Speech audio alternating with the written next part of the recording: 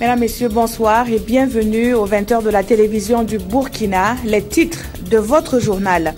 La crise perdure au sein de la famille du cyclisme burkinabé. Ce matin, le Grand Prix de Excellence Hôtel a pris fin quelques instants après avoir été lancé. Des jets de pierre sur le peloton ont donc contraint la Fédération de cyclisme d'arrêter la course.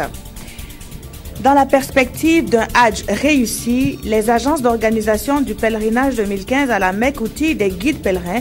Les b.a.-ba du secourisme, de la protection et de l'hygiène leur sont inculqués. En Terre Sainte, ils devront être pour les autres pèlerins burkinabés des relais aguerris. Plus de 600 000 tonnes, toutes spéculations confondues, attendues pour cette campagne agricole dans la région de l'Est. Plus ou moins dans les autres régions du Burkina, les prévisions dépendent de la nature, des techniques de production, mais aussi d'une subvention de l'État. La campagne agricole 2015-2016 est au cœur de cette édition avec comme invité M. François Lompon, le ministre en charge de l'agriculture. Bonsoir, M. le ministre. Bonsoir. Et à tout à l'heure.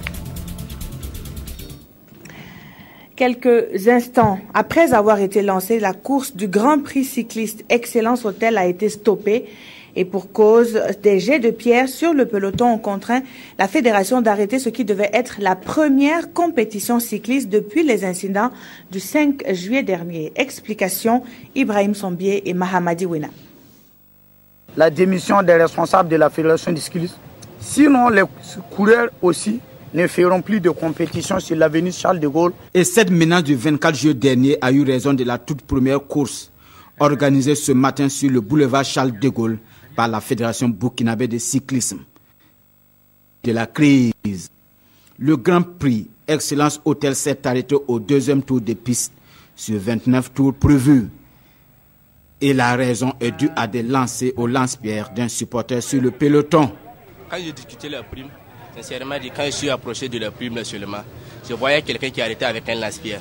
Il m'a dit qu'il n'a qu'à dégager un peu, mais je ne savais pas qu'il voulait me tirer de lance-pierre. À un coup reçu, j'ai reçu 2 coups de lance-pierre, ma main et mon dos. Donc je ne sais pas ce que ça veut dire. Face au déficit sécuritaire et pour ne pas mettre l'intégrité physique des coureurs en danger, le président de la fédération choisit d'arrêter la course. Il n'y a qu'une seule équipe qui a des coureurs qui est derrière tout ça. Et c'est bel et bien la SPCN. Mais c'est dommage qu'on empêche à ceux qui veulent participer, à ceux qui veulent compétir, de compétir. À ce moment, le problème serait posé à un niveau supérieur et bon, nous attendons de voir. L'individu coupable de cette perturbation a été appréhendé dans un premier temps avant d'être relâché. Et sur ce point, les forces de l'ordre se refusent à en dire davantage.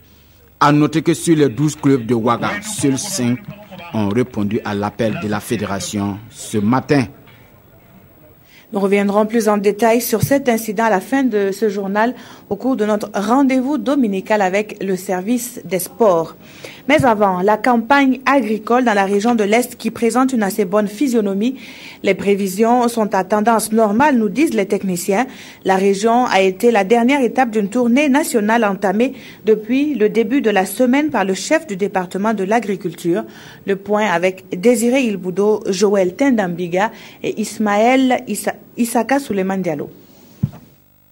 C'est sur le site de Alassane Onadja que le ministre en charge de l'agriculture a commencé sa visite dans la province de la Kompienga. Ce producteur, qui sert de modèle, exploite une superficie de 25 hectares composée de céréales et du coton conventionnel. C'est le secret comme ça, tu rentres trop tôt. Et matière organique, au moment qu'on va commencer à labourer, on met ça. Pour le engrais, pendant 2 semaines, on applique MPK. De 45 jours, on met IRE. Après Pama, le ministre Lompo a poursuivi sa visite à Natiabouani et à Kouaré dans le Gourma. J'ai eu beaucoup de difficultés. On n'a pas eu les engrais à temps. Il ne pleut pas beaucoup. S'il pleut, 2 jours après, la terre devient sec. Donc, si on avait des tracteurs pour mieux travailler, ça allait améliorer notre travail. Dans l'ensemble, on peut dire qu'elle est satisfaisante. Et on peut se rendre compte qu'il y a bien des moyens, des techniques, des technologies, des innovations pour s'adapter au changement climatique. Vous venez de voir un champ, la situation elle est pour tous ceux qui sont dans cette zone-là, Mais vous voyez que lui, il a pris des mesures qui lui ont permis, si vous voulez, de s'adapter en anticipant, en utilisant un certain nombre de technologies, notamment tout ce qui concerne le travail du sol. Cette visite sur la campagne agricole 2015-2016 a été une occasion pour le ministre d'échanger avec ses collaborateurs et les producteurs à l'Est. Pour cette campagne, il est attendu plus de 600 000 tonnes, toutes spéculations confondues à l'Est. Une de nos équipes de reportage s'est rendue dans les régions du centre-sud et du centre-est. Le constat fait état d'une installation tardive de la campagne. Certains ont dû semer 3 fois avant de voir des graines germer et d'autres ne commencent que maintenant. Les cultivateurs espèrent beaucoup que la nature leur sera plus clémente dans les semaines à venir. C'est ce que nous disent Nongba Kouda et Frédéric Etienne Bassenga. Bintou fait une pause pour allaiter son bébé. Depuis 7 heures du matin, elle et sa petite famille sarclent cette parcelle de petits milles qui représente tout pour elle. Nous sommes à Kaibo, localité située à 22 km de Manga. Il faut s'armer de courage pour continuer, car dans cette zone, certains comme le voisin de Bintou ont déjà abandonné. La pluie n'est pas venue à temps. L'année dernière, à cette période, on était au stade de piaison. Mais cette année, c'est compliqué. On est déçu, mais on cultive seulement. Bouraïma est heureux de sarcler son champ en compagnie de son épouse. Après avoir sémé sur cette même parcelle à 3 reprises, c'est la première fois qu'il a l'occasion d'enlever les mauvaises herbes.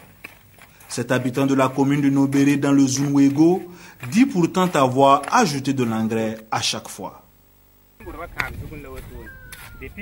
On a semé tard et cela est dû aux pluies vraiment qui nous a manqué. Donc notre saison est en retard par rapport aux autres. Et nous avons mis beaucoup de l'engrais. Malgré ça, le mil est toujours petit. Et on a un peu peur, mais ça peut aller. Toujours dans le Zumwego, mais cette fois à Nassamba, Saïdou lui joue la carte de la prudence. Au regard du mil qui peine à s'élever, il a choisi tout simplement d'y ajouter du niébé. J'ai fait de l'haricot à côté pour pallier à l'insuffisance de la pluie. Sinon, d'habitude, je ne fais pas l'haricot. Mais cette fois-ci, j'ai fait l'haricot pour qu'au cas où le mil ne sera pas bien, que je puisse remplacer avec l'haricot. Autre région, même constat. Nous sommes maintenant dans la région du centre-est. Précisément dans la commune de Dialgaï, dans le Kouritenga. Asseta Kaboré est au stade de sémi. Aujourd'hui, elle a de la chance, elle a bénéficié de l'aide de sa sœur pour la tâche. On a attendu pendant longtemps la pluie et quand elle est arrivée, on était du côté du champ de mil. Nous s'aimons et nous comptons désormais sur Dieu. Non loin de là, à Kalmogo, tous ont le regard tourné vers le ciel aussi. Bien qu'en retard, Kassoum, père de 8 enfants, n'a pas le choix, il faut y aller, sarcler en espérant que Dame Nature soit généreuse les prochains mois. Le mil est si bas. Cela est dû au manque de pluie. Nos voisins sont en avance sur nous, mais nous ne pouvons pas nous asseoir. Nous cultivons en espérant que les pluies vont continuer. Les voisins dont parle Kassoum, ce sont les cultivateurs du Boulgou. Nous sommes ici à quelques encablures de Bagri. Adama lui remercie Dieu. Dans sa commune, il n'y a pas eu de difficulté, la pluie a été au rendez-vous. Les plants sont pour la plupart au stade de montaison. Ici, on n'a vraiment pas de problème. Si Dieu nous aide et qu'on a 2 ou 3 pluies encore, les récoltes seront bonnes.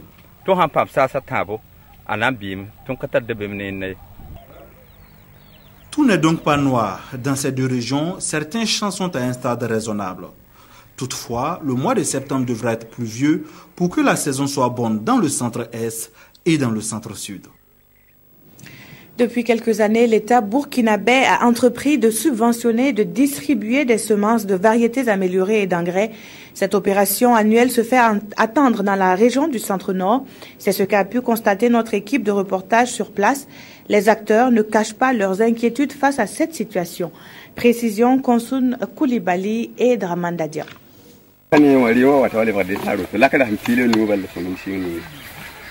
Zikieme, village de la commune rurale de Boussouma. Dans ce champ de 5 hectares de sorgho variété améliorée, la famille de Karim Ouedraogo tente de sauver les semis en souffrance à leur 42e jour, faute d'intrants. Je n'ai pas reçu l'engrais à temps. C'est pourquoi le mil a jauni par ici. J'ai payé le sac de 50 kg du NPK à 21 250 francs CFA.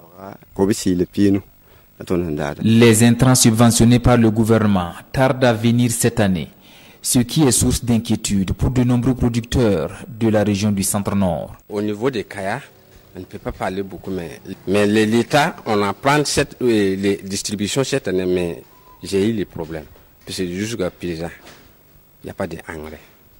J'ai compris hier ou bien avant-hier qu'il y a 3 communes ou bien 2 communes et on a été ici. Des engrais NPK et urée, on en trouve sur la place du marché, chez les commerçants ou avec certains partenaires traditionnels de l'État, actuellement hors du circuit de distribution des intrants subventionnés. Bon, comme la période est arrivée, ils ne peuvent pas attendre. Donc, ils ont fait beaucoup de gens, en tout cas, se sont s'arranger pour s'acquérir l'engrais auprès des distributeurs. Le 14-23-14 mélange que l'État vend à 13 500 à titre subventionné, les paysans achètent ça chez nous à 18 500 francs. Donc il y a une différence de 5 000 francs net. L'iré que les gens prennent avec l'État à 12 500 francs au titre subventionné, ce même iré est revendu au niveau de nos boutiques à 16 500 francs. Des prix hors de portée, disent certains producteurs qui s'interrogent également sur la fiabilité du nouveau mécanisme de distribution d'engrais et de semences améliorées mis en place par le gouvernement de transition. Affaire de l'État, là, on ne peut pas, on ne sait pas, il y a quoi faire cette année, on ne sait pas beaucoup.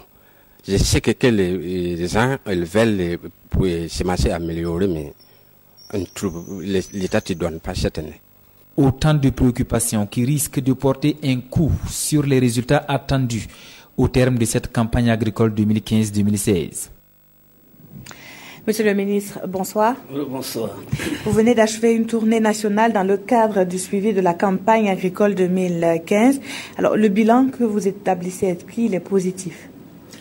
Alors, ce qu'il faut dire, et d'ailleurs c'est ressorti au niveau des différents reportages, c'est que nous avons des situations qui sont mitigées. Quand vous regardez le centre-sud, le centre-est, même à l'intérieur d'une même région, vous avez une disparité. Parce que globalement, ce qu'il faut dire, c'est que cette campagne a connu un retard de mise en place, un retard qui va de 20 à 1 mois. Et ça, c'est le constat qu'on fait du fait de l'arrivée tardive des pluies.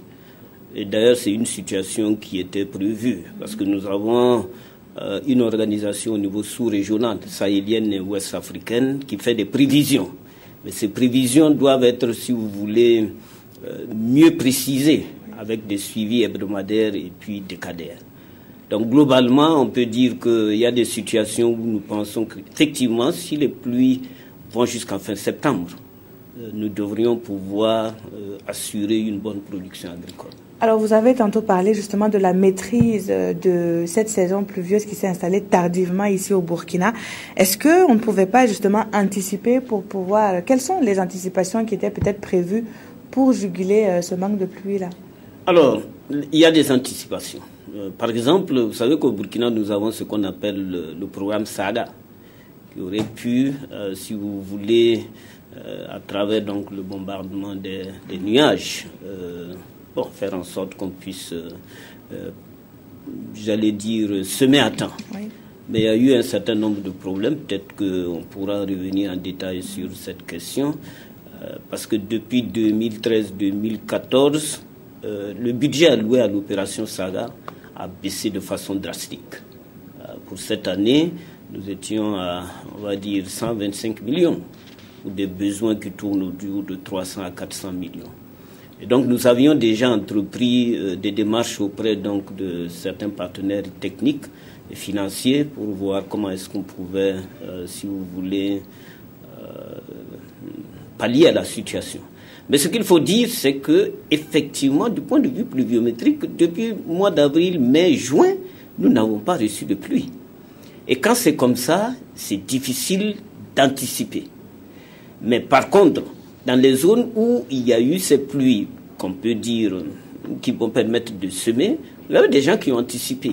Ceux qui ont adopté des bonnes pratiques d'adaptation au changement climatique ont pu anticiper. Dans la même région, quand vous regardez, vous allez voir des situations où des voisins, il y en a qui ont maîtrisé des techniques et qui sont à un stade de développement où on va dire nous sommes au stade montaison, et puis il y a des producteurs qui sont à un autre stade. Donc un travail encore au niveau de la vulgarisation reste à faire. Et peut-être pour terminer avec l'opération Sarah, est-ce que l'opération pourra éventuellement être lancée maintenant, et puis est-ce que ce n'est pas trop tard? Bon, on peut considérer que c'est trop tard, mais je pense que nous allons rentrer aussi dans une période de ce qu'on appelle des séquences longues, sèches. Voilà. Donc ça veut dire entre deux pluies, vous pouvez vous retrouver avec 2 jours, 10 jours, 3 jours, voilà. Et en ce moment-là, nous pourrons voir comment est-ce que nous pourrons encore sauver ce qui est sauvable. Alors, Konsoun Koulibaly et Draman Dadian étaient ce matin même dans la région du Centre-Nord. Vous l'avez entendu avec moi. Les producteurs sont inquiets. La distribution d'engrais et de semences améliorées n'y est pas effective. Qu'est-ce qui explique cet état de fait? Est-ce le fait d'avoir écarté les traditionnels partenaires de l'État chargés de la distribution? Alors, ce qu'il faut dire d'emblée, c'est que sur environ 300 000 tonnes d'engrais qui sont utilisés par campagne au Burkina, c'est 14 000 tonnes que l'État subventionne. Et c'est de cet engrais-là qu'il s'agit, qui n'est pas arrivé à temps. Je pense que c'est important de le préciser, parce que depuis un certain temps, nous avons dit que le secteur de distribution, de commercialisation des engrais doit être assuré par le privé. Donc nous avons un partenariat public-privé sur ces questions-là. Donc, reconnaissez avec moi que 14 000 tonnes sur 300 000 tonnes de consommation, on ne peut pas venir accuser le gouvernement d'être en retard. Mais en même temps, il y a plusieurs milliers de producteurs qui en bénéficient. Oui, mais voyez-vous, les 14 000 tonnes, quand vous regardez, nous disons que ce sont les populations vulnérables, les producteurs les plus vulnérables qui ont accès à un taux subventionné, à un prix qui est subventionné. Je ne dis pas qu'il y a eu un retard, mais j'explique simplement qu'à ce niveau, il y a certains partenaires également du ministère qui ont failli. Les grossistes et les distributeurs d'intrants devraient avoir ces intrants dans leur boutique. Parce que ce n'est pas tout le monde qui va acheter cet engrais et on ne le vend pas, l'engrais subventionné, à tout le monde. C'est bien à une population cible bien précise. Et c'est pour ça que j'ai dit 14 000 sur 300 000, il y a quand même un rectificatif à faire. Ensuite, je reconnais qu'effectivement, cette année, le système d'approvisionnement et de distribution des intrants a connu d'énormes problèmes. Et cela est dû au processus d'abord d'acquisition de ces engrais-là. Parce que nous lançons des marchés et vous savez tous que la contribution de chaque département aux difficultés que l'État a en matière de trésorerie a été reconnue. Ce qui nous a amené à reviser en réalité les quantités subventionnées que nous devrons livrer aux populations. Nous sommes passés de 22 000 à 14 000, ce qui a retardé, si vous voulez, les processus pour acquérir ces engrais. Et lorsque nous avons acquis ces engrais, nous avons eu l'autorisation, je crois, du ministère de l'Économie et des Finances vers le 20 mai, il fallait trouver un système de distribution.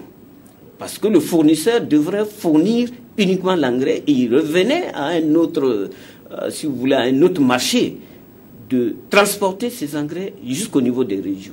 Compte tenu du retard, nous avons estimé qu'il valait mieux que ce distributeur que nous avons finalement réussi à sélectionner puisse amener des engrais jusque dans les communes. Parce que voyez-vous, si vous êtes, si on vous dépose à Fada et que vous êtes vers Longbourg, vous venez pour chercher 1 ou 2 sacs, vous voyez ce que ça fait. Et donc, c'est dans le processus maintenant de transport de ces engrais juste au niveau des communes, il y a également eu des difficultés. Mais en même temps, ces difficultés-là, c'est assez important vu le nombre de personnes qui en bénéficient et qui ne les auront pas atteints. Est-ce qu'aujourd'hui, il y a lieu encore de terminer le processus? Alors, vous savez, moi je suis agronome et lorsque je regarde le stade de développement des pluies, j'allais dire le retard en quelque sorte nous a été bénéfique dans ce sens. Parce que l'engrais, vous le mettez généralement au semis ou au premier saclage et après au stade montaison pour ceux qui n'ont pas suffisamment de moyens et qui n'utilisent pas des engrais, des semences améliorées, mais pour ceux qui utilisent ces semences, ils ont encore et ce stade montaison et le stade floraison pour pouvoir appliquer les engrais. Donc tout n'est pas encore perdu si nous réussissons à mettre les engrais à leur disposition et ce qui est en train de se faire. Déjà dans certaines régions, vous savez, ça a été livré à 100%. Et les autres aussi devront suivre dans les jours à venir, vous pouvez l'affirmer? Exactement. Et donc on rattrapera ce qu'on pourra rattraper. Alors monsieur le ministre, dites-nous d'une manière générale, qu'est-ce qui est envisagé par votre département pour les régions où la saison agricole même ne présenterait pas de bonnes attentes? Alors, nous avons depuis le mois de juin même, lorsque nous avons constaté que cette pluviométrie allait nous poser des problèmes, déjà commencé à élaborer ce que nous appelons un plan de riposte. Le plan de riposte, vous l'avez mentionné, nous avions l'opération Saga, mais nous avons également réactivé ce que nous appelons des brigades d'irrigation de complément. Parce que voyez-vous, à certains stades, il vous faut simplement peut-être une ou deux pluies pour résoudre le problème. Donc nous avons remis en activité des brigades d'irrigation avec les moyens qu'il faut pour qu'on puisse apporter cette irrigation de complément. Ça, c'est une deuxième mesure. Troisième mesure que nous avons prise, c'est que nous avons dit, écoutez, comme cette situation elle est générale et qu'elle avait été annoncée, il vaut mieux que nous voyions comment nous pouvons jouer sur la quantité totale produite en matière de céréales en comptant sur la saison sèche. Parce que vous savez que nous avons cette possibilité, à partir des zones irriguées, à partir de périmètres irrigués, de produire suffisamment, en tout cas de maïs par exemple, ou de riz. Et c'est ce que nous avons déjà fait. Nous avons déjà fait l'inventaire de tous les sites où nous pouvons faire cette irrigation pendant la saison sèche pour pouvoir pallier aux éventuels déficits. Et puis, vous savez, nous avons un autre mécanisme aussi qui est la SONAGES, la Société nationale de gestion des stocks, parce que nous avons un stock national de sécurité et puis un stock d'intervention qui nous avons porté à des niveaux de 55 000 et de 35 000 et donc la SONAGES est en train de reconstituer ces stocks-là pour voilà. Quand on sait qu'elle a peut-être été victime aussi des casses d'octobre dernier, est-ce que justement la SONAGES pourra renflouer ces stocks? Oui, bon, l'État quand même a mis à la disposition de la SONAGES autour de 10 milliards de francs CFA. Et si vous regardez dans certaines zones déjà où la situation, même la campagne passée, il n'y a pas eu suffisamment de production, nous avons ouvert des boutiques témoins. Donc nous continuons dans ce processus-là. Merci beaucoup, Monsieur le ministre, d'être passé sur ce plateau. Je rappelle que Monsieur François Lompo, ministre de l'Agriculture, des Ressources hydrauliques, de l'Assainissement et de la Sécurité alimentaire, était l'invité de ce journal et il était question donc de l'état de la campagne agricole 2015. Dans la suite de cette édition, cette autre visite de terrain, cette fois effectuée par le chef du département de la recherche scientifique et de l'innovation, les travailleurs du centre de recherche de Katchari dans la province du Séno, région du Sahel, ont échangé avec la délégation conduite par Jean-Noël Poda, Yacouba Ouedraogo et Seydouzon, nous font le point. Katchari, l'un des centres de recherche les plus importants de la région du Sahel.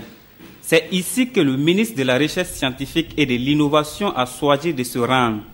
Des parcelles d'expérimentation de mil, de sorgho, du niébier pour la production de semences de base en passant par les systèmes d'élevage, Jean-Noël Poda a pu s'imprégner des réalités. Nous sommes venus ici pour encourager les chercheurs avec les autorités de la région, les services techniques de la région, pour qu'ensemble nous puissions nous mettre dans la même direction pour que la productivité à leur service puisse être optimum.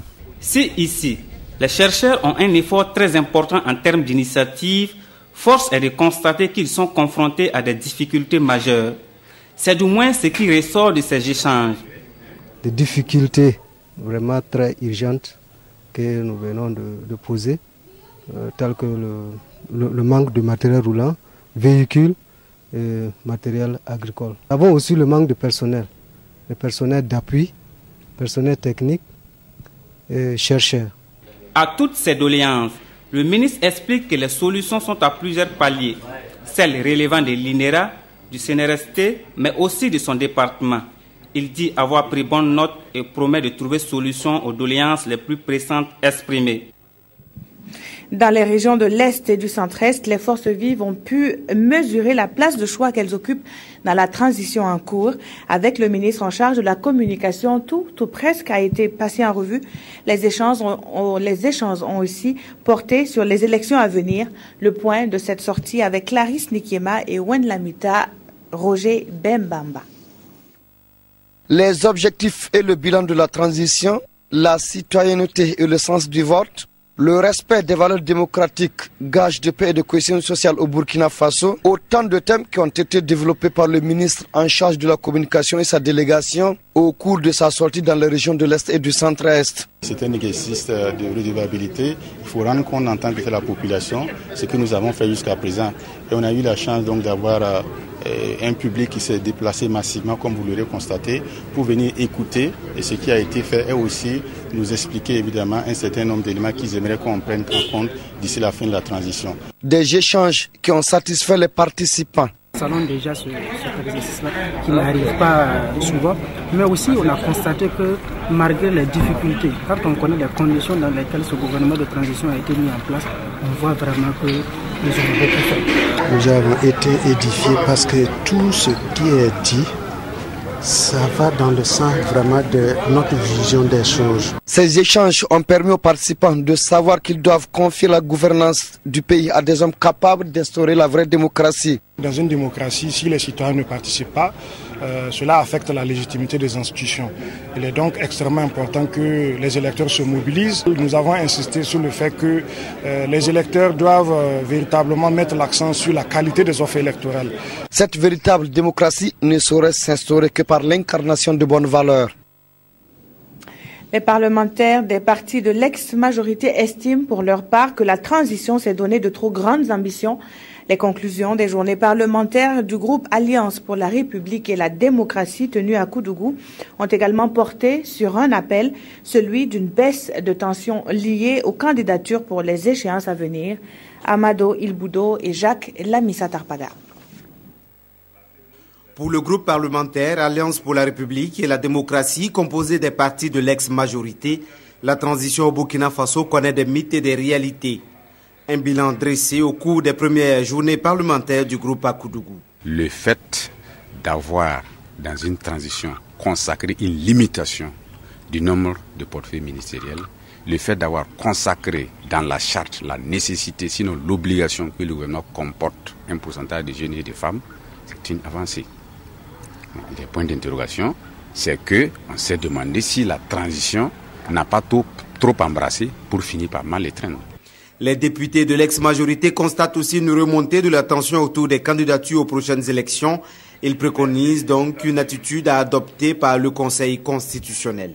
Nous en appelons à la sagesse des juges du Conseil constitutionnel pour que, dans cette circonstance-là, il faut communiquer, il faut parler. Je suis juriste, mais je ne suis pas pour que dans l'application du droit, on aboutisse à un anéantissement de la paix sociale.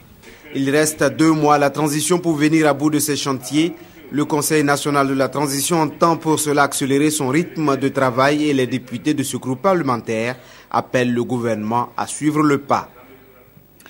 Pour ou contre un quota de jeunes sur les listes électorales, les arguments n'ont pas manqué aux équipes. Pour pour les oui comme pour les contre. Vous l'aurez compris, le débat se mène dans le cadre d'un concours de plaidoyer organisé par l'Institut général Tiemoko Marc Garango. Plus de précisions dans ce compte-rendu signé de Konsun Koulibaly et Ismaël Dilouma Sirima. Ce jeune étudiant plaide contre un quota des jeunes sur la liste électorale. Celui-là, par contre, plaide en faveur de ce quota.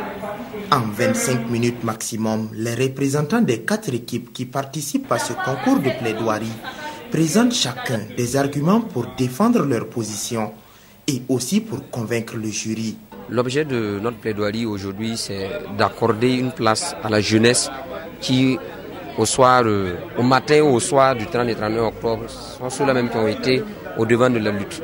Donc, on s'est dit qu'il serait assez abject de mettre ces jeunes-là en arrière-plan et de laisser encore ces papis, comme on les appelle souvent, de prendre toujours l'ascendant sur les jeunes. Nous avons dit que nous étions contre les quotas, parce que les quotas ne favorisaient pas la compétence, ne favorisaient pas la qualité, mais prônent plutôt la médiocrité, la paresse.